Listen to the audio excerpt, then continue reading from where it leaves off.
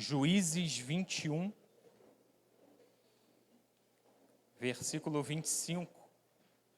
E depois nós vamos ler Ruth, capítulo 1, do 1 ao 5. Nós estamos retrocedendo um pouco na jornada. A jornada já está em Samuel, segundo Samuel. Nós vamos voltar um pouquinho para Ruth e o finalzinho de Juízes. Enquanto você procura, eu vou orar. Pai, chegou o momento, Senhor, da Tua palavra ser ministrada. E nós entendemos que a Tua palavra tem a primazia no culto, Senhor. Não somente a palavra pregada, mas a palavra cantada, a palavra vivida pelos Teus filhos que vêm diante do Teu altar lançar as suas ofertas. E entendemos que esse momento é um momento em que o Senhor fala com a Tua igreja. Que o Senhor possa manifestar mais uma vez a Tua graça. Que o Senhor possa me revestir nessa manhã de toda a armadura de Deus. Que o Senhor coloque em mim o cinturão da verdade, Pai. Para que dos meus lábios não saia palavra nenhuma enganosa e mentirosa. Que o Senhor coloque em meu peito a couraça da justiça, não da minha própria justiça, mas da justiça de Cristo.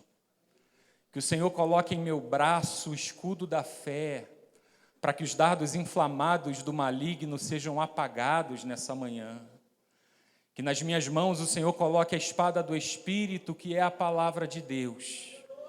Em minha cabeça o capacete da salvação, para que a minha mente esteja cativa à obediência de Cristo, para que não haja confusão mental, para que não haja distração, Senhor, na vida dos Teus filhos também. E que o Senhor calce os meus pés nessa manhã, com as sandálias da pregação do Evangelho da paz, do Evangelho que anuncia a salvação, do Evangelho que anuncia a esperança em Cristo Jesus.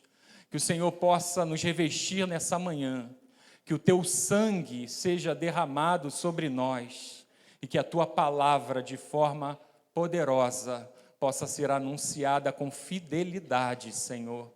Em nome de Jesus te pedimos. Amém. Amém, irmãos? Juízes 21, 25 diz assim: naqueles dias não havia rei em Israel. Cada um fazia o que achava mais certo. Eu vou ler de novo. Naqueles dias não havia rei em Israel. Cada um fazia o que achava mais certo. Ruth, capítulo 1. Nos dias em que os juízes julgavam, houve fome na terra de Israel. E um homem de Belém de Judá foi morar por algum tempo na terra de Moabe, com a sua mulher e os seus 2 filhos. Este homem se chamava Elimeleque, e sua mulher se chamava Noemi. Os filhos se chamavam Malom e Quiliom. Eram efrateus de Belém de Judá. Foram à terra de Moabe e ficaram ali. Algum tempo depois, Elimeleque, o marido de Noemi, morreu, e ela ficou sozinha com 2 filhos. Estes casaram com mulheres moabitas. O nome de uma delas era Orfa, e o nome da outra era Ruth.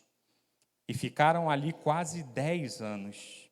Depois morreram também Malom e Quiliom, os 2 filhos de Noemi. E assim ficou ela sozinha, sem os 2 filhos e sem o marido. E você diz amém. Levante a sua cabeça. O livro de Ruth, amados, é uma obra que revela o amor de Deus e o plano de Deus para a salvação e redenção da humanidade. Nas páginas desse livro, através de uma bela história de amor entre Boaz, um judeu, e Ruth, uma moabita, o amor de Deus é revelado. Ruth, uma moabita, e Boaz, um judeu, são figuras que representam judeus e gentios. A união dos dois anuncia que chegaria um tempo em que Deus derrubaria em Cristo Jesus o muro da separação e a salvação estaria disponível a todos que crescem. que não seria apenas para judeus ou apenas para gentios, mas que seriam para todos aqueles que creem em Cristo e que Deus levantaria um povo só na terra. O apóstolo Paulo em Gálatas, ele diz assim: para que a bênção de Abraão chegasse aos gentios, e em Cristo Jesus, a fim de que recebêssemos pela fé o Espírito prometido. Ele diz também: mas antes que viesse a fé, estávamos sob a tutela da lei e nela encerrados, para essa fé que no futuro haveria de ser revelada, de maneira que a lei se tornou o nosso guardião para nos conduzir a Cristo, a fim de que fôssemos justificados pela fé. Mas agora veio a fé, já não permanecemos subordinados ao guardião, pois todos vocês são filhos de Deus mediante a fé em Cristo Jesus. Porque todos vocês que foram batizados em Cristo, de Cristo se revestiram. Assim sendo, não pode haver judeu nem grego, nem escravo nem liberto, nem homem nem mulher, porque todos vocês são um em Cristo Jesus. E se vocês são de Cristo, são também descendentes de Abraão e herdeiros segundo a promessa. E Deus já tinha revelado isso lá no livro de Ruth, unindo Boaz e Ruth, um judeu e uma moabita. O livro de Ruth também apresenta Boaz como um tipo de Cristo. Boaz que resgata Ruth, uma estrangeira, uma moabita, uma mulher que não fazia parte da aliança, uma mulher que não estava debaixo das bênçãos metidas a Abraão. Moabe era uma nação ímpia, que nasce de uma relação incestuosa entre Ló e uma de suas filhas. Moabe era uma nação idólatra, uma nação hostil ao povo de Deus, uma nação perversa. Em Números, capítulo 25, não precisa abrir, as filhas dos moabitas levaram os filhos de Israel a se prostituírem. Você também conhece a história de Balaque, rei de Moabe? Como Balaque tenta subornar Balaão para que ele amaldiçoasse Israel. E como Deus transforma a maldição em bênção na vida do povo de Deus. E Deus amaldiçoa Moabe. Ruth faz parte de um povo que está debaixo de maldição, sem esperança, longe de Deus e longe da aliança. Assim era eu e você. Aí Deus levanta um resgatador chamado Boaz, e ele resgata Ruth dessa condição, e Ruth é enxertada na videira que é o povo de Deus, e ela passa a fazer parte do povo que antes ela não fazia parte. Ela entra, inclusive, na linhagem do grande rei Davi. Ruth é bisavó de Davi. Ruth, ela entra na linhagem do grande rei dos reis, o Senhor Jesus Cristo. Da mesma forma, nós fomos resgatados, fomos remidos, fomos trazidos para perto de Deus. Nós que não éramos povo, agora somos povo. Nós que andávamos como ovelhas desgarradas, fomos resgatados por Boaz, pelo Senhor Jesus. Boaz resgata Ruth, assim como Cristo Jesus nos resgatou e nos remiu. Pedro, em sua epístola, não precisa abrir, ele diz assim: vós, porém, sois geração eleita, sacerdócio real, nação santa, povo de propriedade exclusiva de Deus, a fim de proclamar as virtudes daquele que os chamou das trevas para a sua maravilhosa luz. E ele continua: antes vocês não eram povo, mas agora são povo de Deus. Antes não tinham alcançado misericórdia, mas agora alcançaram misericórdia. E ele diz: porque vocês estavam desgarrados como ovelhas, agora, porém, se converteram ao pastor e bispo da vossa alma. Onde estão aqueles que estavam perdidos e foram encontrados por Cristo. Você pode dizer amém? Você pode dizer glória a Deus? O livro de Ruth também dá conta de referenciar a origem de Davi. Você percebe que depois de toda a história contada, o autor vai dizer que Boaz se casa com Ruth. E eles têm um filho que se torna resgatador de Ruth e de Noemi. E o nome desse menino é Obed. E o autor vai dizer que Obed gerou Jessé. E que Jessé gerou Davi. Esse também é um livro para situar o povo de Israel, de que o rei Davi não surgiu do nada, ele tinha uma história. E a história de Davi é uma história de redenção, de como Deus prepara, de como Deus resgata, de como Deus une. O contexto histórico de Ruth. O livro começa dizendo que o livro e que os acontecimentos de Ruth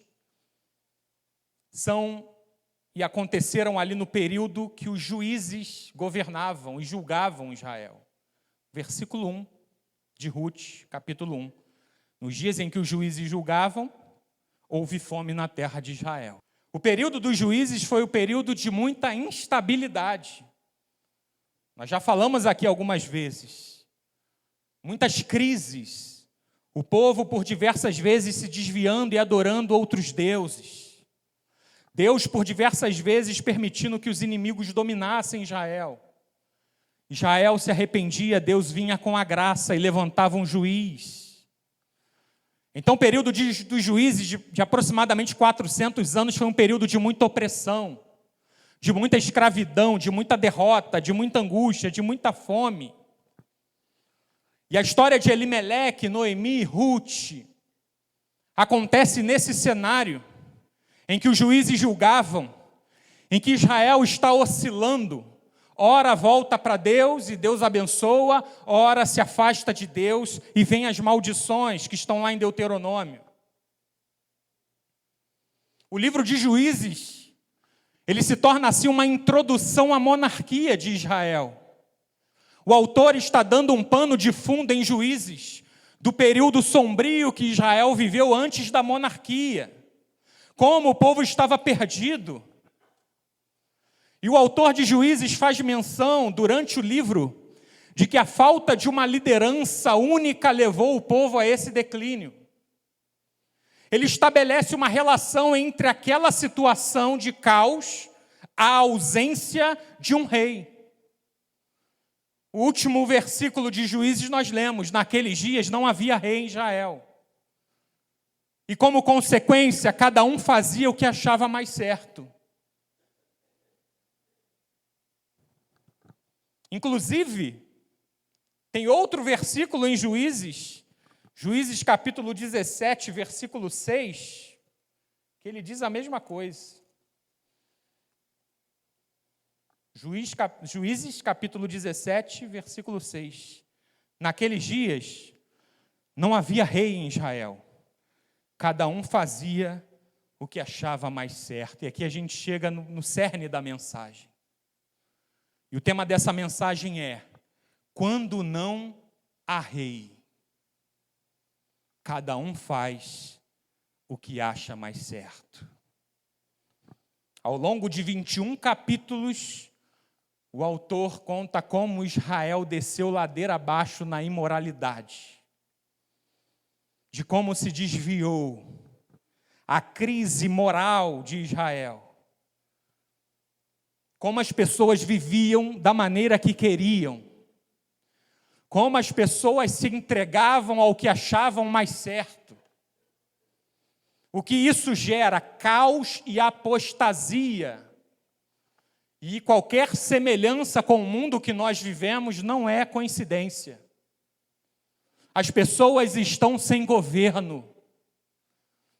A falta de rei na vida das pessoas. Cada um faz o que acha mais certo. E o resultado é o que você está vendo. Guerra, prostituição, imoralidade. Isso levou Israel a uma ladeira, a idolatria da tribo de Dan. Depois a situação do estupro e da morte em Israel, que quase dizimou a tribo de Benjamim. Era uma loucura, irmãos. E por 2 vezes o autor atribui a essas coisas ao fato das pessoas estarem vivendo como queriam. E ele atribui o fato de não haver rei como um motivo para as pessoas estarem vivendo daquela forma.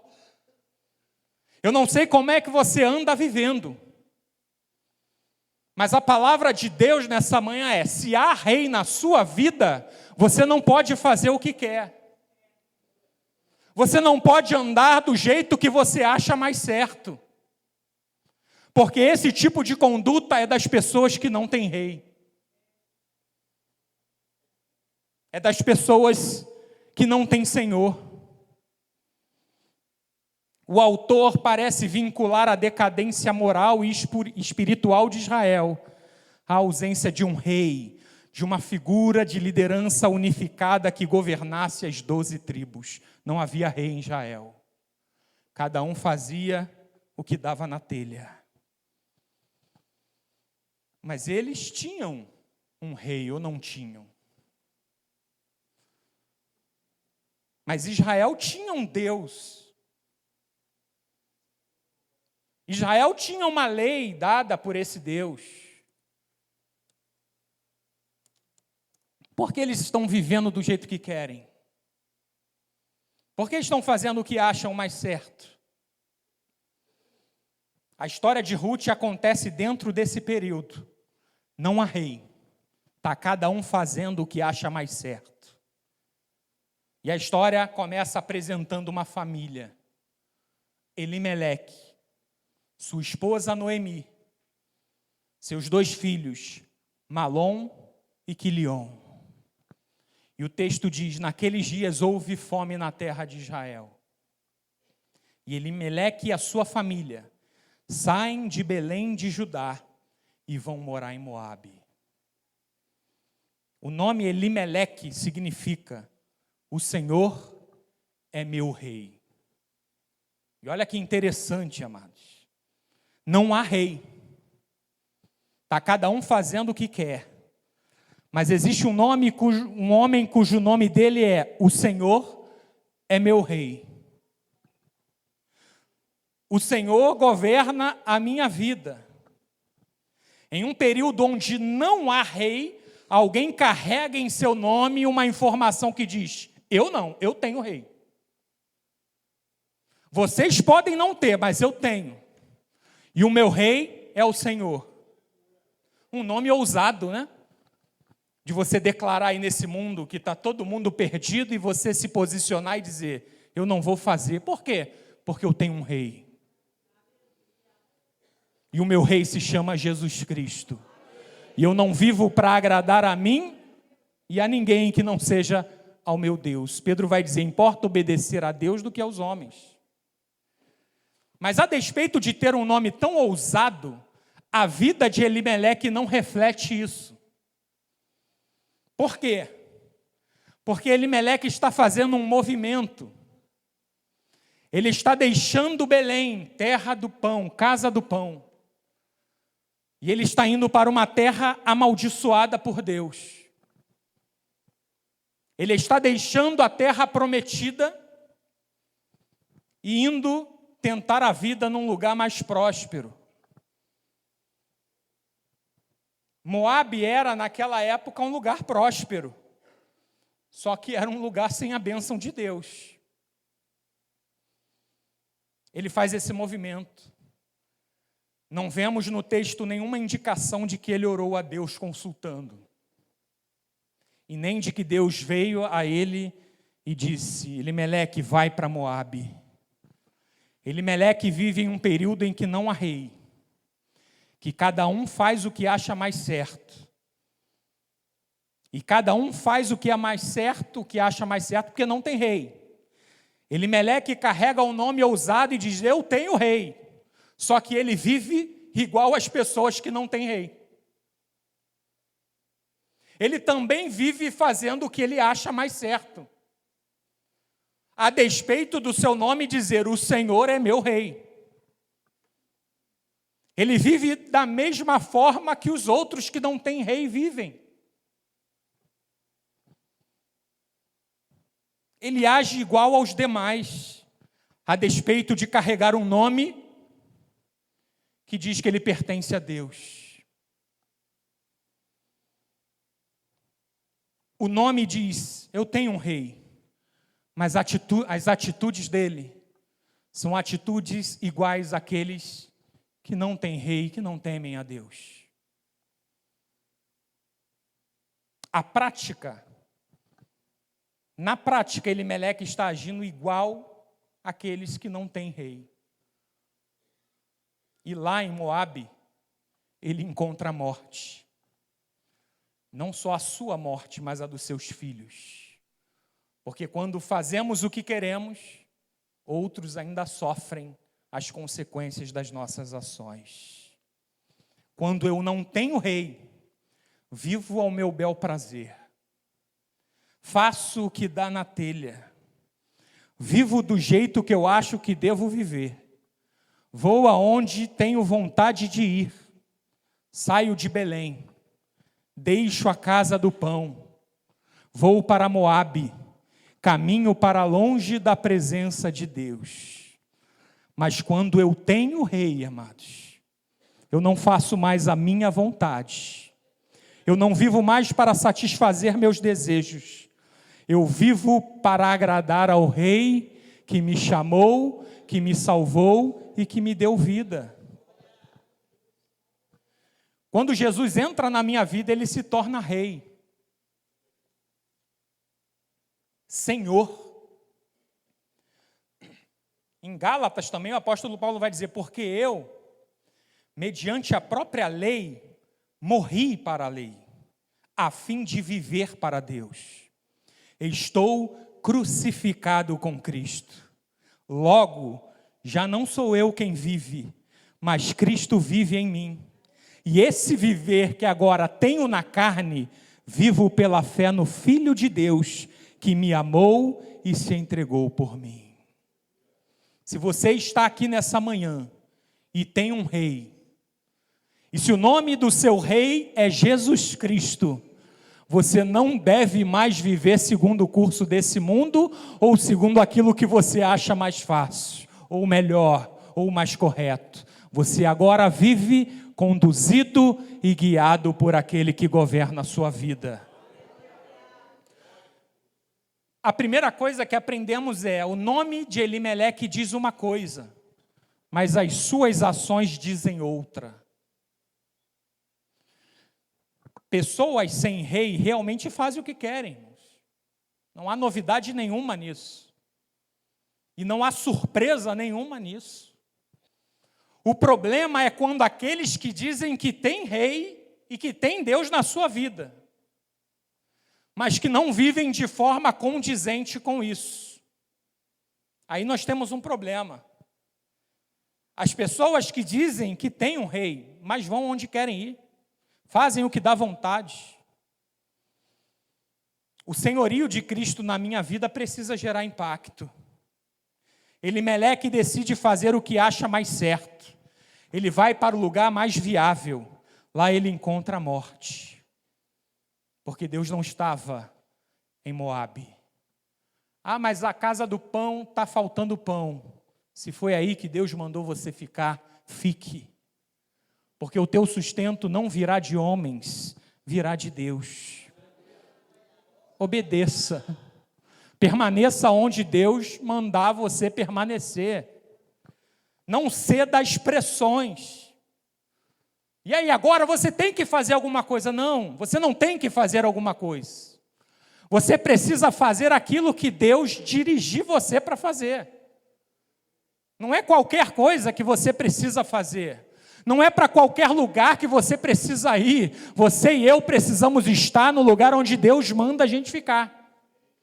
É o lugar mais seguro, ainda que esteja um caos. Quantas pessoas dizem amar a Jesus, mas inventam um Jesus para si? Um Jesus paz e amor que permite a pessoa viver na depravação. Aí coloca o nome de Jesus lá. Isolam os atributos de Deus e ficam com a parte que lhes é mais palatável. Elas dizem, não posso crer num Jesus que manda pessoas para o inferno. Você já ouviu isso? Eu não aceito um Deus que se ira e que traz juízo sobre as pessoas. Fabricam o seu próprio bezerro de ouro e chamam de Jesus. Picotam Jesus e ficam com a parte mais agradável. Não, ele me ama. Logo, se ele me ama, eu posso fazer o que eu quiser, viver da forma que eu quero. Jesus é meu rei, mas eu faço o que eu quero. Decido para onde quero ir, o que quero fazer. Então me desculpe, você não tem rei. Não tem rei. Quantas e quantas vezes dizemos que o Senhor é nosso rei, mas levamos nossas vidas como se rei não tivéssemos. Não consultamos, não obedecemos, deixamos o rei de lado e agimos como se não tivéssemos rei. Se temos um rei, amados, e se esse rei é Cristo, não vivemos mais para fazer a nossa vontade, mas a dele. Você pode dizer amém? A figura do rei é uma figura de soberania. As antigas monarquias tinham a figura do rei como um poder absoluto, soberano. Hoje nós temos a figura do rei com poderes limitados, não é isso? Se chama monarquia constitucional, onde existe um parlamento que freia ali o rei, que limita os poderes do rei. No contexto dos reinos antigos, no contexto bíblico, quando uma nação tem rei, esse rei tem autoridade máxima. Se Jesus é rei da minha vida, ele tem autoridade máxima sobre o que eu falo, sobre o que eu devo fazer, para onde eu devo ir. Eu entrego a minha vida a ele. Não vivo mais para alcançar meus objetivos e sonhos. Vivo para que o Filho de Deus seja glorificado através da minha vida. Quer seja pela minha vida, disse Paulo, ou pela minha morte.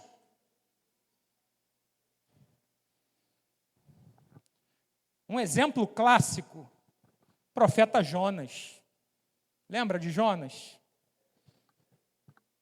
Profeta de Deus, irmãos. Profeta. Aquela pessoa que recebe a palavra de Deus, Deus fala com ele. Certo dia a palavra do Senhor vem a Jonas e diz, Jonas, dispõe-te e vai à grande cidade de Nínive e prega contra essa cidade. Essa ordem contraria Jonas. Essa ordem pega Jonas de surpresa, ele não esperava. E Nínive era a capital da Assíria. E o Império Assírio é considerado até hoje um dos mais cruéis impérios de todos os tempos. O Império Assírio é conhecido pela sua crueldade extrema. Terror, violência, destruição em massa. Eles aterrorizavam as nações. Torturavam quem se opusesse ao seu domínio. Usavam o medo como arma para manter o controle. Se você depois acessar a internet e procurar a lista de tipos de torturas que os assírios praticavam, você vai ficar abismado. Você vai ficar chocado. Uma das técnicas de tortura dos assírios era simplesmente esfolar a pessoa viva. Tirar toda a pele da pessoa, do alto da cabeça à planta dos pés, com a pessoa viva.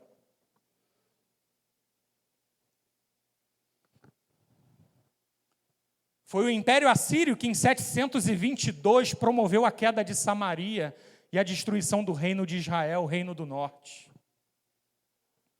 Para Jonas, Os ninivitas tinham que morrer, e morrer era pouco. Para ele, para Jonas, o mais certo é Deus destruir aquele povo sem dó nem piedade. E agora Deus pega e manda Jonas ir lá e pregar.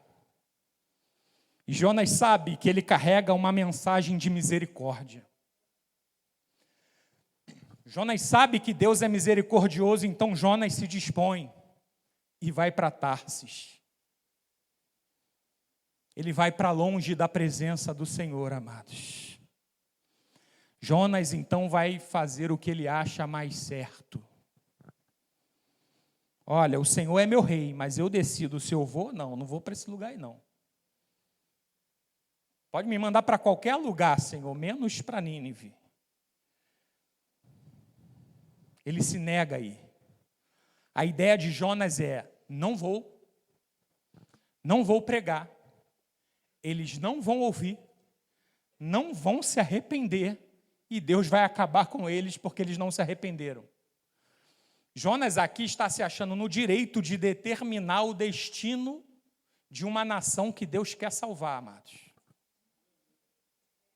Deus diz assim, eu quero salvar, e Jonas diz assim, eu quero que vá para o inferno, então eu vou trabalhar aqui para que esse povo vá para o inferno. O que ele faz? Foge. Jonas literalmente fugiu. Ele foi para uma região diametralmente oposta a Nínive. Oposta, ele foi para o caminho oposto. Deus mandou ele para Nínive, cerca de 800 quilômetros de onde Jonas estava, que era em Jope, para lá. Jonas pega, vai ao porto, compra uma passagem, vai para Tarsis, sentido oposto. 4.000 quilômetros de onde ele estava. Jonas está indo para o lugar mais longe, para ficar mais longe possível de onde Deus estava mandando ele ir.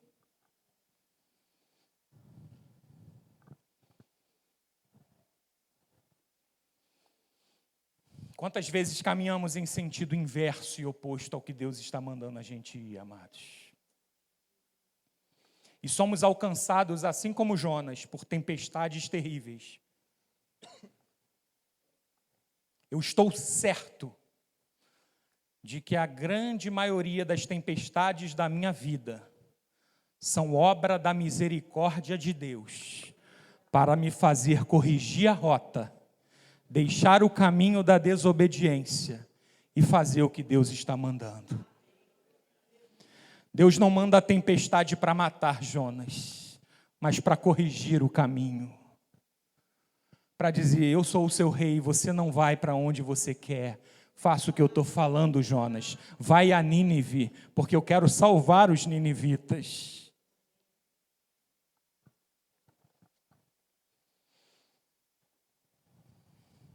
É a batalha da entrega, de você entregar, porque ninguém está dizendo aqui que era fácil ir a Nínive, não, irmãos. A vontade de Jonas é que os ninivitas sofram mesmo.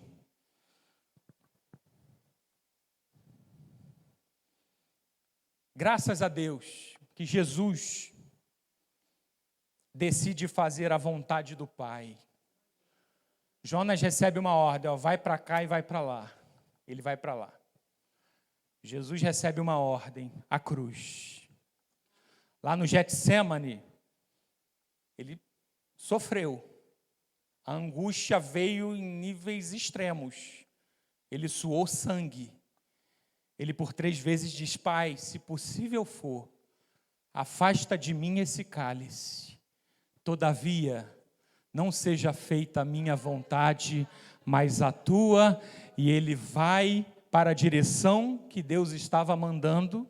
Ele vai para um lugar terrível que era a cruz, salvar pessoas terríveis como eu e você. Jesus não foge, ele se entrega. A segunda coisa, se Jesus é nosso rei, temos que estar preparados para produzir o bem na vida daqueles que nos fizeram mal. Eu vou repetir. Se Jesus é nosso rei, temos que estar preparados para produzir o bem na vida daqueles que nos fizeram mal. Jonas está vivendo um dilema. Os ninivitas o fazem mal. Se Deus é o seu rei, Jonas, vai a Nínive e retribua o mal que eles te fizeram, apresentando para eles o maior presente que eles poderiam receber, que é Deus.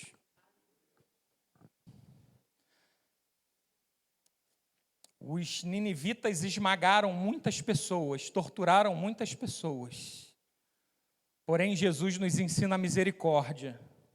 Assim como Cristo veio na nossa direção para nos resgatar, assim eu e você precisamos estar preparados para ir em direção àqueles que nos fazem mal e liberar sobre eles palavras de vida.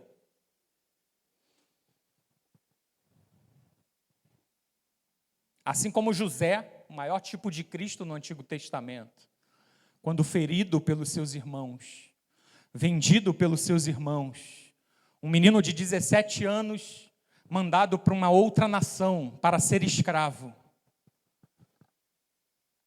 Deus faz José passar por um processo terrível. José vai parar na prisão, acusado injustamente, até que José se torna o segundo homem mais poderoso do Egito.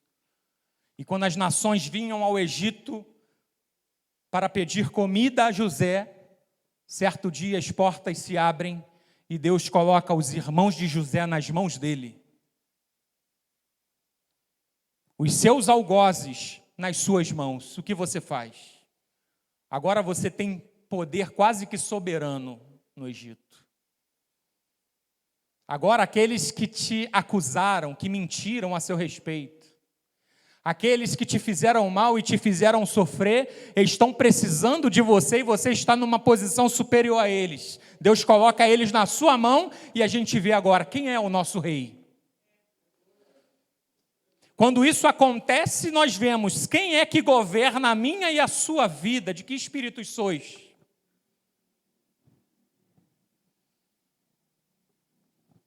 Nessas horas demonstramos quem governa a nossa vida de verdade. A capacidade de perdoar é um dos maiores sinais de que Cristo, de fato, governa uma vida. O perdão é uma característica central da identidade de um cristão. Cristianismo sem perdão não existe.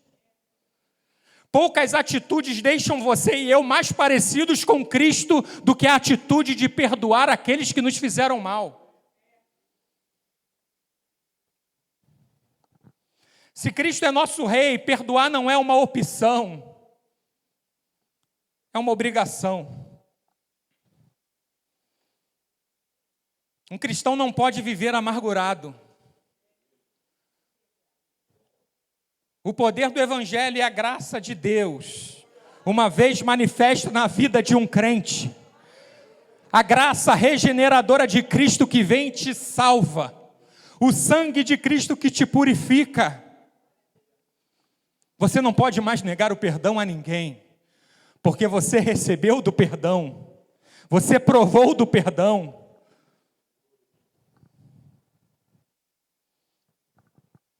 Se não há perdão, é porque Jesus não está reinando. Vou repetir, se não há perdão, Jesus não está reinando. Porque onde Jesus reina, há perdão. Lembra da parábola do servo que não queria perdoar? Em outras traduções diz a parábola do credor incompassivo. E o que é uma pessoa incompassiva? É uma pessoa que não se compadece. E Jesus conta a parábola. E sabe por que Jesus conta essa parábola? Porque certo dia Pedro diz: Senhor, quantas vezes devo perdoar o meu irmão que pecar contra mim? 7 vezes, Senhor? Pedro estava querendo ser compassivo. Jesus disse: Simão, não digo para você até 7. Digo para você, até 70 vezes 7 você tem que perdoar. E Jesus começa e conta uma parábola. E Jesus diz assim: o reino dos céus é semelhante a um rei. Olha que tremendo, irmãos, rei. A parábola é a figura de um rei. esse rei resolve ajustar conta com seus servos. Lhe trazem um servo que lhe devia 10.000 talentos. E quando Jesus diz 10.000 talentos, Jesus está sendo superlativo. Jesus está exagerando assim, você não faz ideia. 10.000 talentos era uma verdadeira fortuna. Era um dinheiro incontável. Era uma quantidade de dinheiro absurda. Um talento não era uma expressão monetária, como o real é hoje, como o euro, como o dólar. O talento era uma unidade de peso, assim como quilograma, grama. Então, esse primeiro servo devia 10.000 talentos. Existia uma outra unidade que era o denário, e o denário era uma unidade monetária. Para você ter uma ideia, um denário equivalia a um dia de trabalho de um trabalhador comum. Um denário. Um talento equivalia a 6.000 denários. Um talento, 6.000 denários. Cada denário, um dia de trabalho. Então, um talento, que era 6.000 denários, era o equivalente a 6.000 dias de trabalho. Um talento. O camarada devia 10.000 talentos. 10.000 talentos. Em unidade monetária, ele devia uns 60 milhões de denários. Ou seja, 60 milhões de dias de trabalho. Não dá para pagar. A ideia de Jesus é essa. Para viver 60 milhões de dias para pagar a dívida, você teria que viver 164.384 anos. Sabe o que Jesus está ensinando? Ele tinha uma dívida que não tinha como pagar. 10.000 talentos. E ele se prostra diante do rei e começa a pedir misericórdia. O rei diz, vende a mulher, vende os filhos, vamos pagar essa dívida aí. E ele começa a pedir compaixão. Só que ele está em um reino onde o rei é compassivo. Aleluia. Ele não tem como pagar. Ele clama por misericórdia e o rei compadecido manda ele embora e perdoa a dívida. Não, o rei não deu um desconto de 80%. O rei não parcelou em 300 parcelas, o rei perdoou. O que Jesus está dizendo é que você foi perdoado de uma dívida que você não tinha como pagar. Você ia viver uma eternidade e não pagaria a sua dívida a Deus. Aí Deus te perdoa. O clamor daquele homem comoveu o rei.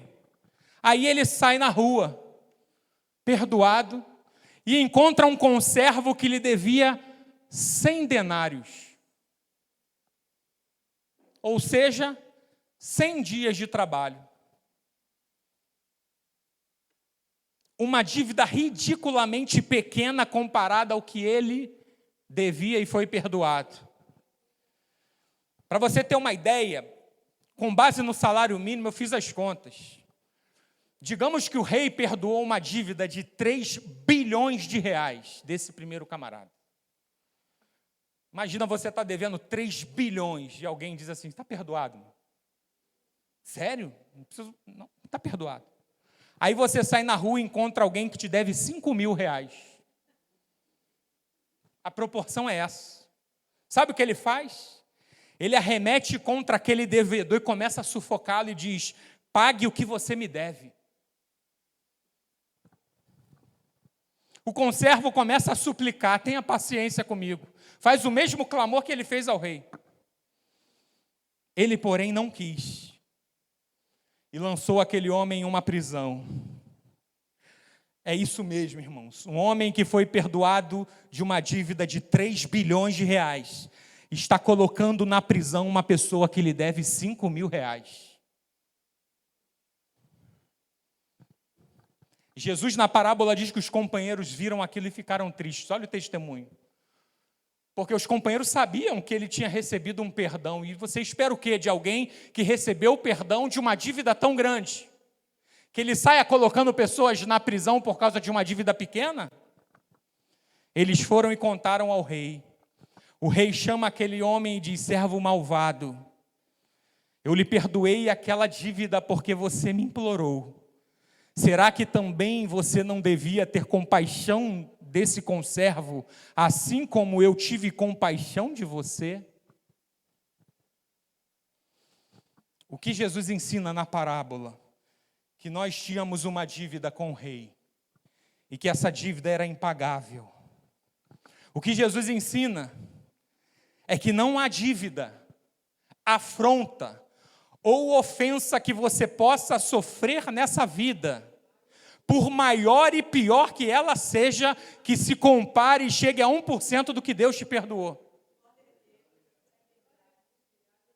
E o que ele ensina, se Deus te perdoou de algo pior, você não pode negar o perdão àquele que te fez algo em menor escala. Não pode. Não pode.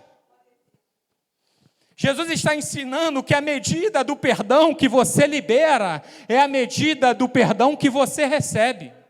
O rei manda ele de volta. Bom, você deu uma sentença aí, prisão, 5.000 reais. Você botou o cara na cadeia. Qual você acha que é a sentença para o quanto você me devia? Quando você sentencia alguém, sem perceber, você está lançando a sua sentença e a medida que vai medir você. Se ela for misericordiosa, misericórdia você vai receber. Por quê? Porque Jesus diz: com a medida que vos medirdes, que vocês medirdes, vos medirão também. Jesus ensina na oração do Pai Nosso: Pai, perdoa as nossas dívidas, assim como nós temos perdoado aos nossos devedores. É assim como. Toda vez que você pedir perdão a Deus, você precisa colocar o seu perdão, o perdão que você libera, como patamar para Deus agir. Senhor, me perdoa, assim como eu tenho perdoado os meus devedores. É a medida que você mede que vai medir você. É a sentença que você libera que vai ser a sua sentença.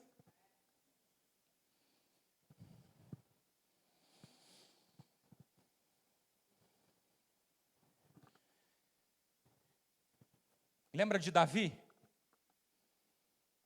Qual foi o pecado de Davi? Terrível. É a jornada de hoje, Natan repreendendo Davi.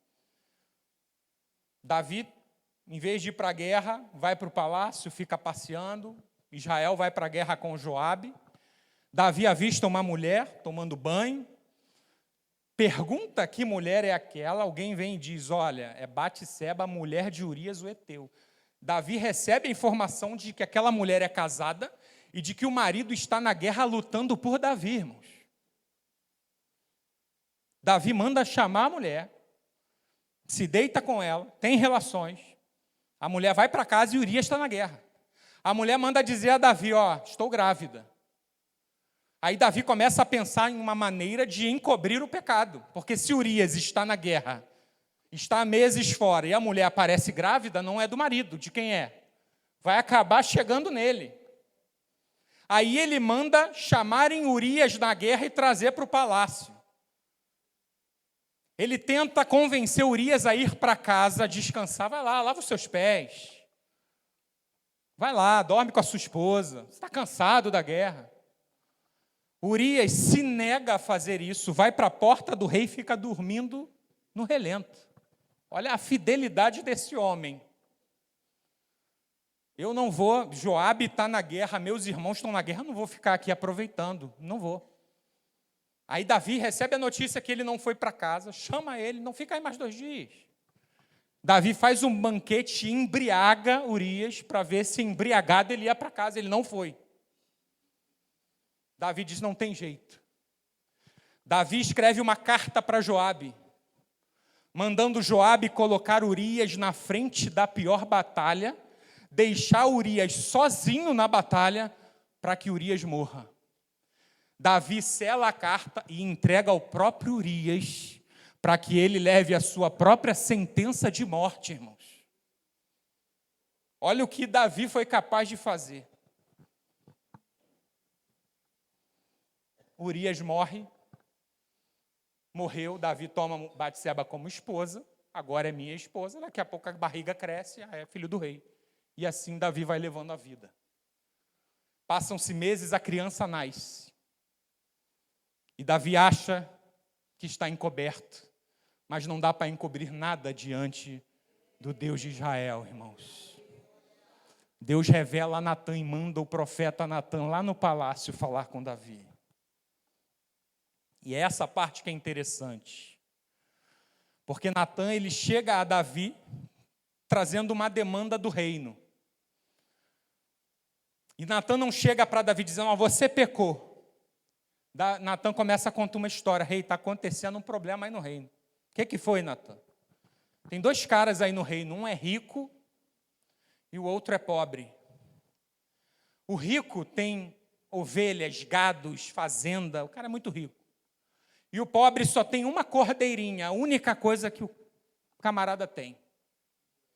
Só que veio um viajante de fora, rei, se hospedou na casa do rico. E o rico, em vez de pegar um de seus animais e matar e dar de comer ao viajante, ele foi lá e tomou a única cordeirinha, e aí Davi já começa a ficar irado. Pegou a única, aquilo parece terrível para Davi. Terrível. Como é que alguém está fazendo isso no meu reino? Tomou a única, e ofereceu a sua visita. Veja como o nosso pecado, cometido por outra pessoa, parece para nós uma coisa tão terrível, que nos deixa tão indignados, né?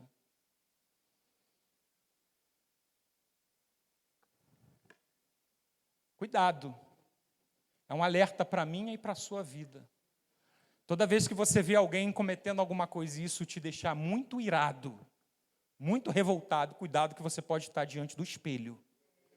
Você pode estar se vendo, porque Davi estava diante do espelho. Natã estava mostrando para Davi o que Davi fez, só não deu o nome dele. E aquilo deixou Davi irado. E sabe o que Davi faz?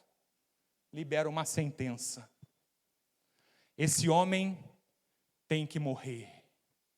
E aí Natã diz, esse homem é o Senhor, ó rei. Foi o próprio Davi que proferiu a sua própria sentença. Temos que ter cuidado, porque ao proferirmos uma sentença, podemos estar proferindo contra nós mesmos. Podemos estar dando ali a medida e a sentença para o nosso próprio pecado. E nós não temos mais tempo. Vamos ficar de pé.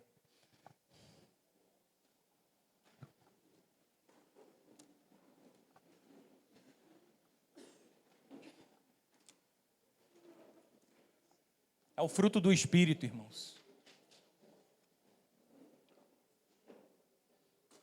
É do Espírito, não tem como você produzir por você mesmo. Perdoar quem te feriu. Perdoar quem te feriu não é fácil. Eu me lembro que no início da minha caminhada nessa igreja, ainda jovem, fazia parte da juventude da igreja, e frequentava a escola dominical. E a classe de jovens nessa época ficava desse lado aqui, no meio da igreja ali. E a professora se chamava Maria do Carmo. E ela tinha um projeto na escola dominical que se chamava Professor por um Dia. E um dia, ela escolhia um jovem ou 2 jovens, dava a esses jovens um tema e dizia, você vai ministrar sobre isso. E ali era uma forma dos jovens serem observados, aqueles que poderiam se tornar professores futuramente ou ministrar a palavra. E uma vez eu fui contemplado, e o tema da aula era obras da carne e fruto do Espírito. E ela chamou uma menina para falar sobre obras da carne, e aconteceu que no dia essa menina, não sei se teve algum problema, acabou não vindo, e eu ia falar sobre fruto do Espírito. Eu tinha uns 18 anos na época, fiquei apavorado, fiquei desesperado, irmãos. Falei, Senhor, tímido, mas tímido ao extremo, nervoso, com medo. E eu comecei a me preparar para ministrar aquela aula. E um dia eu estava indo para o trabalho, eu trabalhava no shopping de Madureira, morava em Turiaçu. E já chegando o dia da aula, eu saí para o trabalho, e nesse dia eu saí orando ao Senhor em espírito, de maneira fervorosa, e eu dizia, Senhor, me ajuda. Eu não pedi ajuda para ministrar a aula, eu pedi ajuda para viver aquilo que eu estava preparando. Porque eu sabia que não era fácil ter paciência, ter domínio próprio, ter mansidão, amar, ser longânimo, ser benigno. Aleluia. E aquilo começou a me confrontar, eu falei, Senhor, eu preciso viver isso. E eu comecei a orar, e eu fui na rua orando, Senhor, me ajuda, eu preciso dar o fruto do Espírito, me ajuda a produzir o fruto do Espírito, e na rua, e fui para o ponto de ônibus, e orando fervorosamente. Entrei no ônibus orando, irmãos, orando, pedindo a Deus, me ajuda, eu preciso produzir o fruto do Espírito, porque só assim eu mostrarei que eu sou nascido do Espírito. Soltei ali na Conselheiro Galvão, passei pela linha do trem, e cheguei no camelódromo do outro lado. Hoje está mais organizado, né? Eles realocaram alguns camelôs, mas ainda era uma muvuca ali, assim que passava do buraco ali da linha do trem. Eu fui orando, irmãos, orando no meio de uma multidão, orando em espírito, e de repente, bum, eu voei, uma pancada, um torpedo no meu braço, do nada, no meio da rua. Eu voei. Quando eu me viro, um cara, não sei se estava drogado, bêbado, gingando para mim. Ele tinha me dado um soco, que eu nunca levei na vida. Do nada, por nada. E aí, na hora, as pessoas viram, já se organizaram, né? Fizeram a rodinha. Sabe quando o tempo para? Aqueles segundos que ficam em câmera lenta, as pessoas se reunindo, olhando. Os meus punhos cerraram, o sangue veio na cabeça, um senhor de meia idade, e ele começou a me dizer impropérios, me ofendendo, e naquele meio tempo o Espírito veio e disse, você não me pediu, dizendo que precisava produzir o fruto do Espírito?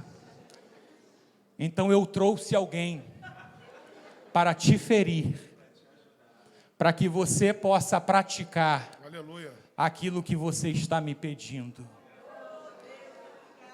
Os meus punhos foram se abrindo, eu levantei a mão e eu abençoei aquele homem no meio da multidão. Eu falei, Deus te abençoe, em nome de Jesus. Eu me virei e fui para o trabalho, e já fui ali emocionado, porque Deus tinha me dado uma lição prática, de que nós temos que ter cuidado com o que a gente pede a Deus. Porque se você está pedindo a Deus para ser um crente de verdade, e para Cristo ser o rei da sua vida, talvez Ele traga pessoas que vão te ferir, para que você possa produzir o fruto que Ele quer gerar dentro da sua vida. Você pode fechar os seus olhos, Pai? Tu és o Rei bendito, o Rei de toda a terra, maior do que todos os reis, maior do que todos os Césares de Roma, maior do que Davi, maior do que Salomão. Tu és o Rei maior do que todos os reis de todos os tempos, de todos os impérios. Tu és o Rei dos reis. Nos ajuda, Pai, a vivermos uma vida digna de uma pessoa que tem Jesus Cristo como Rei e governante da sua vida. Não permita que vivamos, Senhor, ao nosso bel prazer. Não nos abandona a nossa própria sorte, Senhor. tem misericórdia de nós, nos ajuda, Senhor, e nós dizemos: Hosana, em nome do Senhor.